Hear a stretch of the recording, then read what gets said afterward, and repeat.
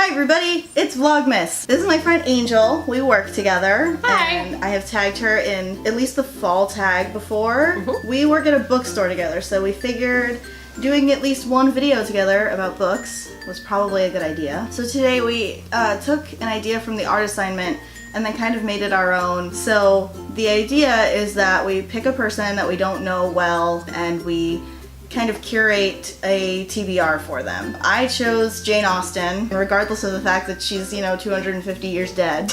I went with Taylor Swift, repping her today because she's my favorite person ever. Angel's gonna go first because she's my guest. So this first book I have not actually read, but I'm sure that I will love it when I do read it. When I'm thinking about Taylor Swift, I couldn't not pick this. It's Year of Yes by Shonda Rhimes because Shonda Rhimes is like one of Taylor's most favorite people. I know a little bit about this book. Shonda had that whole Year of Yes. I think that's something that Taylor would really enjoy because she's a fan of Grey's Anatomy and Shonda, and it seems inspirational. I mean, Shonda's pretty cool, right? So, Jane Austen wrote a lot about society and the shortfalls of society, especially for women in Regency era society. The first book that I'm going to recommend is The Hate U Give.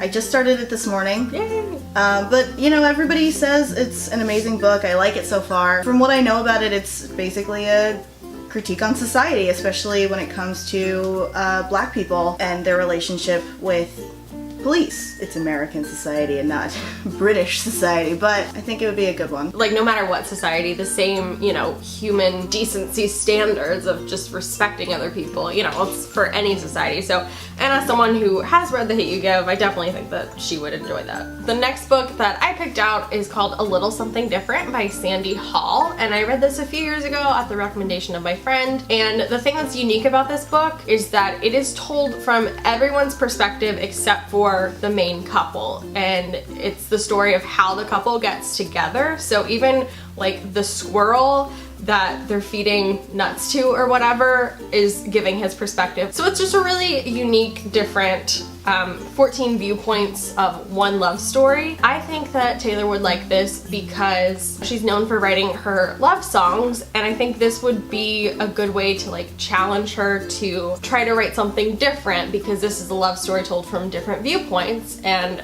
I think that's something that she would want to try to accomplish as well. I decided Harry Potter, any of the Harry Potter books. I don't actually have Sorcerer's Stone with this cover yet. Prisoner of Azkaban is also my favorite Harry Potter book, and I was like, okay, so most of the books that I have are from American authors or about American society and life, and I just felt like reading something from the UK might be a little comforting, but also it's a magic story and it's about children, which is not normally something that Jane or really anybody in her time really wrote about. Her book, Mansfield Park, that one starts when the main character is a child, and she has kind of a similar upbringing to Harry. She's treated really badly by the family she moves in with, so I think Jane would appreciate that for that reason. Yeah. The next book I have is called Audrey Waite by Robin Benway, and I read this a long time ago. It really got me into reading YA books, and I really loved it at the time. It's about this girl named Audrey who breaks up with her boyfriend, and he's in a band, and he writes a song called Audrey Waite, which is obviously about her,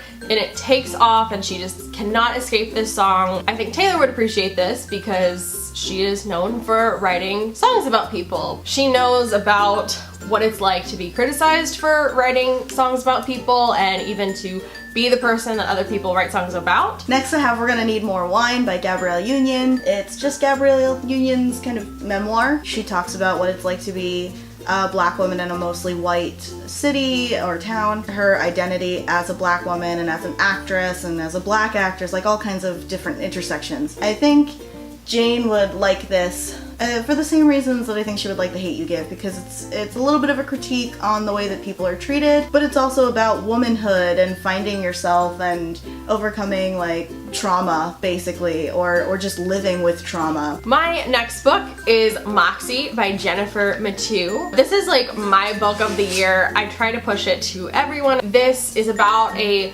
girl in a small Texas town who's fed up with the sexism in her school, so she starts an anonymous zine and eventually starts a feminist revolution in her school. I mean, I'll be honest, Taylor's gotten her critiques for feminism, which I'm not going to comment on that here, but I think this would be a good insight into maybe some more areas of feminism that she, as, you know, this rich person who doesn't have to deal with us paupers, us poor people in small towns, you know, experience that she might not. And I think, you know, there are some things in here that she could definitely relate to just as a woman experiencing sexism. I think it would be very helpful for her and everyone to read it. So my second to last book is Paper Towns by John Green, pretty much simply because it's my favorite book by my favorite author. There's a lot of deconstruction of the Manic Pixie Dream trope in here, which is why it's one of my favorite John Green books. It's my favorite John Green book. There's a bunch of different characters, and Jane's books are usually character-centric. There's a road trip, and a lot of her books involve travel. There's a lot of references to literature and music. If I ever, you know, met Jane Austen in life or death, I would be like,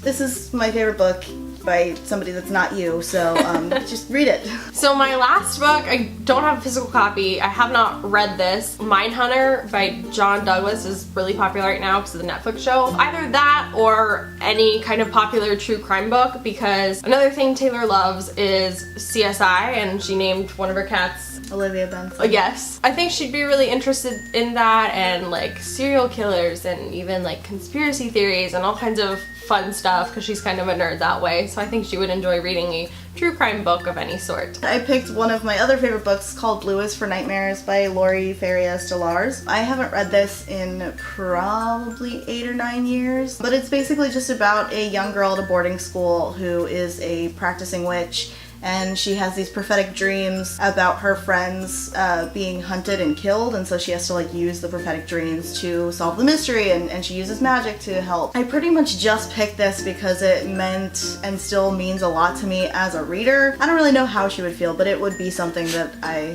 would suggest. I suggest it to a lot of people. Yes, are you okay just sitting here like a pampered queen? So those are the books that we would suggest to Taylor Swift and Jane Austen. Thank you for being on our channel. Of course, anytime. I have been dying to get on this channel ever since I found out there was a channel. Yeah, thank you so much for watching this video. If you liked it, please give it a thumbs up. In the comments, let us know what books you would suggest to either of the people that we've discussed today. If you're not already subscribed to The Princess and the Scrivener, please do so down below, especially if you'd like to see more videos on Disney, intersectional feminism, pop culture critiques, and more. And if you're not subscribed to Angel's channel, you can do that in the cards as well as in the description below. What do you do on your channel? Right now I talk about books because we work at a bookstore, so that's what I know. We are going to have a video on Angel's channel soon. We're not sure when either of these are going up, to be honest, so just look out for them. Happy Vlogmas and happy holidays, Merry Christmas, all that fun stuff. The Scrivener will see you tomorrow.